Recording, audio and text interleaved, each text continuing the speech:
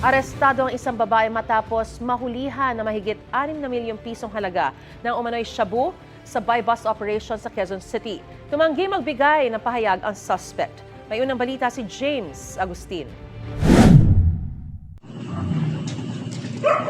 Lumapit ang 2 pulis na nagpanggap na buyer sa bahay ng subject na ikinasa nilang drug buy-bust operation sa Barangay Holy Spirit, Quezon City.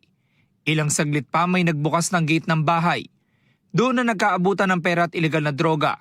Hudyat para arestuhin ang katransaksyon. Go. Police kami ha. Police. Huli ang 24 anyos sa babaeng sospek. Nakuha sa kanya ang 700 gramo ng shabu na nagkakalaga na mahigit sa 6 na milyong piso. Ang ibang droga nakasilid sa tea bags na may Chinese characters. Nakatanggap po tayo ng intelligence report regarding po sa malakihang bintahan ng illegal na droga somewhere in Barangay Holy Spirit.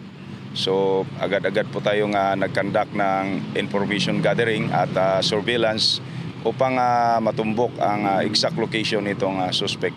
Ayon sa pulisya, malakihan kung magbagsak ng droga ang sospek. Ang transaksyon karaniwan daw sinasagawa online. Base sa mga nahuli din natin, itinuturo itong suspect na siyang distributor dito sa area ng Barangay Holy Spirit, Batasan, Barangay Commonwealth, nearby barangays. Base sa ating nakuhang impormasyon ay nagkakahalaga ng 1 kilo hanggang 2 kilo ng shabu sa loob ng 1 linggo. Nakukulong sa Batasan Police Station ng sospek na maharap sa reklamong paglaba sa Comprehensive Dangerous Drugs Act. Sa abogado ko na lang po ako magpapaliwanag, sa korte na lang po. Subject naman ng follow-up operation ng pulisya, ang source ng droga ng sospek. Ito ang unang balita.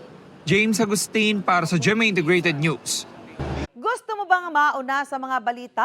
Mag-subscribe na sa GMA Integrated News sa YouTube at tumutok sa unang balita.